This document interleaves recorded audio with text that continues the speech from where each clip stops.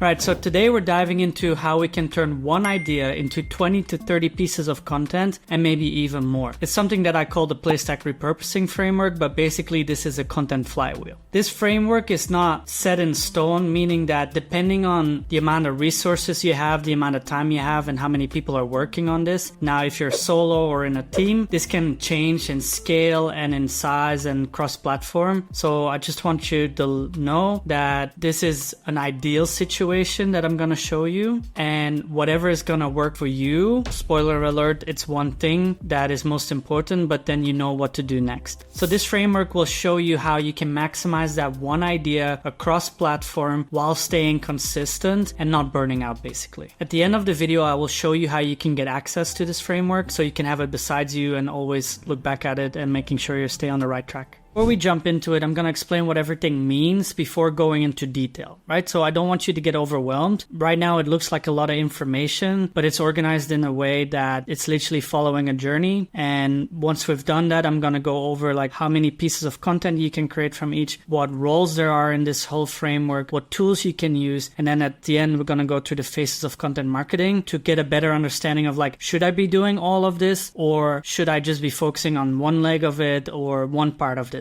All right, so let's dive into it. As I mentioned before, everything comes down to this one thing. What is the idea? And this is why this is going to be called a flywheel, because in the end of the day, all these final products should turn into information and ideas to go back on the top of your flywheel. And I'll explain that at the end, how we can do that. So the idea is the one thing that will move the needle the most, and the process starts here. This is the most important task. Once you have an idea, it basically goes to a copywriter, right? So before going into it, I'm gonna explain that the orange parts are the roles in this framework. The diamonds are the end results, so a reel or a video or something like that. And then the yellow is like the process we're in or what we need from the process. This one is the tools that we're using. And then the different colors are the different platforms basically at the end. So I hope that's clear. We have a video and a written leg in all of this. Depending on your resources and time, you can focus on only the video parts or only the written parts. And so once we have that idea, we go into the copywriter. Now the copywriter is going to write us a script or form the idea of a podcast, basically like an outline of what we want to ask in the podcast. With that part of the copywriter, we can go immediately into a newsletter. So if my idea is, this is a newsletter that I'm making or that I'm posting today, but it will already be out when you see this video, on automating your content sales funnel. So the idea is like a sales funnel. The writer will come up with an email newsletter and a YouTube video. What has happened basically both ways, because I also made a video on this, as you can see here. And basically what I did in this case is I turned that long form video into the newsletter. So there's different ways to get to the same point. Now, once we have this part, right, we have our idea, it's been written into a script or into a podcast, we're going to record it. I'm using Loom a lot because it's easy for me. Riverside is great for podcasting. Once we have that recording, we can either start editing that, right? The podcast manager in our case will go through that podcast recording or long form recording and see what's most important to emphasize on. Now, if it's a normal video, we can kind of skip the podcast manager and we go straight into the video editor. If it's the podcast, the conversation is more off the cuff. We have questions, but then the podcast manager is going to identify what are the good parts for the editor to emphasize and create graphics around. If we go the written side of things, that transcript can go to the copywriter that we can turn into more content that I'll go into in a second. Back to the podcast. So the podcast manager will provide the structure of the video, and then the editor will turn that into final results. What is an intro? The way we do our podcast is we have a specific intro, what is like a minute to 2 minutes long, what is like a trailer basically. Then we create reels for it, and blue is LinkedIn. So these will be posted on LinkedIn. They can also be posted as YouTube Shorts. So the reels are kind of the same here. Now, in our case, to save resources, we use Opus Clips to turn that into YouTube Shorts as well. And this is kind of like you see it here. These are AI clipped videos. The interesting part about this is like not every video will perform as well because they're AI clipped, but we can package them so we do understand what will perform best. And because this podcast went about sales, objection handling is a big one in sales, we know we can make more videos on it or use the content from the podcast to create a longer form video or more written piece. So we try to aim for daily shorts, but then the main piece of content is here, the full podcast episode. We also turn that into an audio version, right?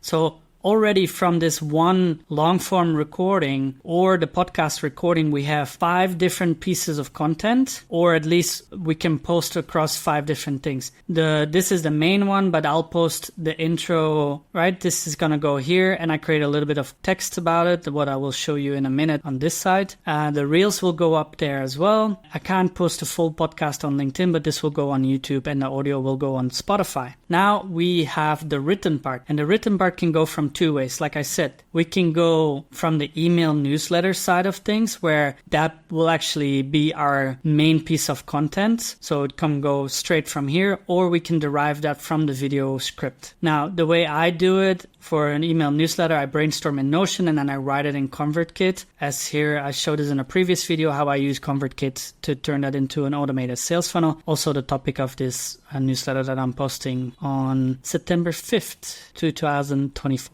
From there, that piece of content, what is the newsletter, can then turn into different other pieces of content. The most straightforward things are turning it into a blog post. ConvertKit will allow you to do that as like straight up just on your creator profile, so you have a lot of them. Or we also post it on at least the podcasts, we post on our website as well. A tip though, if you're gonna use LinkedIn newsletter, what I do, I suggest using 25 to 50% of your actual email newsletter, because you kind of want to have most power there into a LinkedIn newsletter, and then direct them. Like if you want the full episode, go and check out or sign up for also that newsletter. You can turn into a pre and post newsletter post on LinkedIn. What means is the day before your newsletter goes out, you give a quick summary of what you will be talking about. And then after, you can go into more depth about a certain topic of your newsletter. Again, from whatever content you're creating, the most effective written ones are LinkedIn carousels. Now, I use LinkedIn. You can also use X, of course. I don't like the platform as much. And again, depending on the resources you have, maybe you don't want to be focusing on LinkedIn as well, but just on your newsletter and on your blog content, you can skip all the LinkedIn stuff. But if you have an email newsletter, you kind of want to drive traffic to it, either from obviously your video content or from your written content. Then the way you create your LinkedIn carousels, it's through a designer, or in my case, a lot of these tasks, copywriting, is all me, but I use tools like ChatGPT to help me out, and Canva and Riverside and Loom to make this happen, right? If you're in a bigger team, each of these roles are effectively different roles. Even the copywriter role can be different from that first copywriter. So in Canva, I suggest to create a template that you then use in LinkedIn, okay? So everything, again, comes down from the idea, gets written, and that can be turned into video and written stuff across platforms.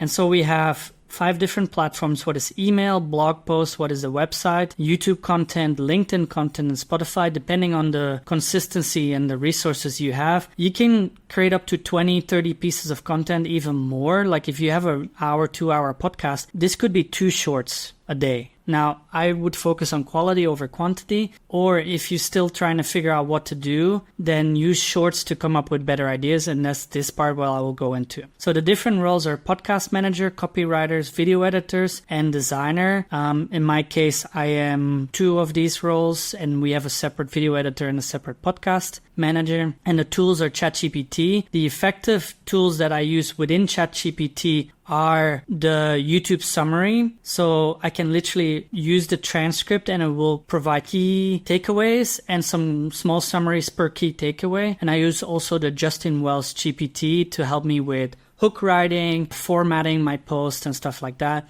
I never copy anything straight from this and paste it. I always rewrite, but I use it for structure and initial ideation and stuff like that. Obviously, a tool like what I'm using now is Loom. Riverside is for the recording. and Canva is for the designing. Now I'm going to show you some examples how I use all of it. So I've written a script, or we got a podcast, and the podcast you can see here. Here are the normal podcasts we do. We often do like this one, a written script that we can repurpose into a few other pieces of content. Now, because they're shorter, you will have less content from it. So I'm going to use the examples of the podcast now, as this is usually also what most B2B businesses are doing, or even B2C, because they want to talk to industry experts and stuff like that. Now, once you have, and I'm going to use this one because this one has worked the best for us so far, an interview we did with Jake Thomas from Creator Hooks about YouTube titles. Now, we took that 30-minute episode and I turned that, for example, I used one of his quotes and I went deeper on it in my LinkedIn post, right? So that's one piece of content. Another one would be my LinkedIn newsletter, where people can go into depth of this. I can also use this as my email newsletter if I want to talk about YouTube titles. The trailer that I talked about before,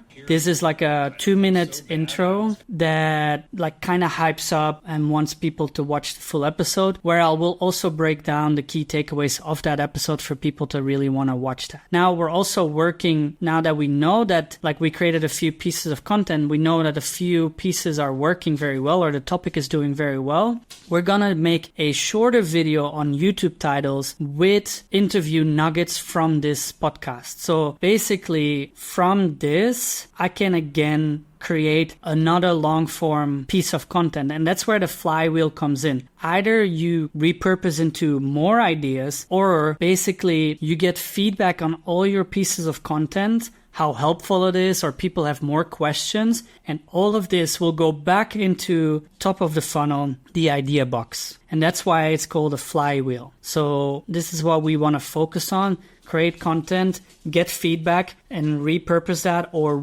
like that idea, turn that into new content as well. And you can combine multiple ideas, right? So I showed you a few ideas, the short forms, the multiple long forms that we're doing, all the written posts, even the newsletter and stuff like that. Now I want to go into some more detail, as in like, okay, cool, you showed me all of this, but I'm only by myself, or I'm not sure where to get started. And that's where the phases of content marketing come in, and understanding this will just like simplify this whole process, or get you a better understanding on what to do next. Now, phase one is you just have to start posting something, and that's what I explained with the short form content. Because it's AI and it can be done quickly, we post this and then see what people want to know. We know all of this content, a few ideas work, and we can then work further on those ideas. So just post something, see what works. Phase two is become consistent. Now that you know kind of what starts working, put resources towards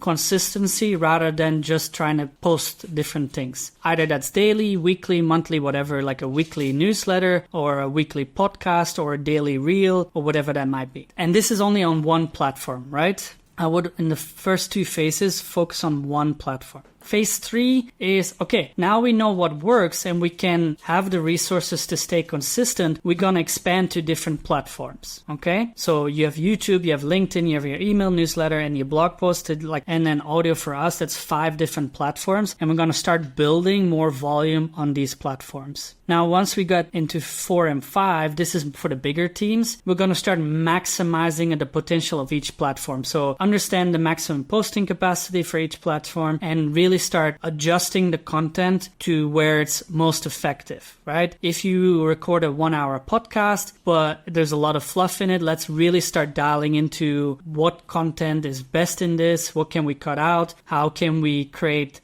high quality reels rather than just the AI reels and stuff like that. And then phase 5 is almost kind of what I'm doing right now. I'm jumping in between phases a little bit for what we do at Playstack, is capture and create. So this framework, I initially just created for myself. Like, I'm a visual person, so I need to know, like, okay, if I have an idea, what am I going to do with it next? Like, I sometimes forget, like, oh, damn, I need to write a new email newsletter. But then I realize, like, hey, but I got a really successful long form video. I don't need to start from scratch. I can start from here because I already know it works, and then go through the process from there. Okay. So it's capture and create. I created this process, worked it out into more detail, and then started creating content from that. So this video will then be turned into maybe some reels, maybe some written posts, a newsletter and stuff like that. And as I mentioned in the beginning of the video, I'm going to turn this into a resource that is available to you because I haven't gone through all of these notes, but I will provide this mirror link to you so that you can get through this again into detail, see like, okay, which parts of this framework and this flywheel can I implement myself, which can I skip, and maybe I can add to it myself. Right? So I really hope that helped. If you do want to know more about like the whole creator funnel, because content is top of the funnel, I recommend going watch this video next, and I'll see you next time.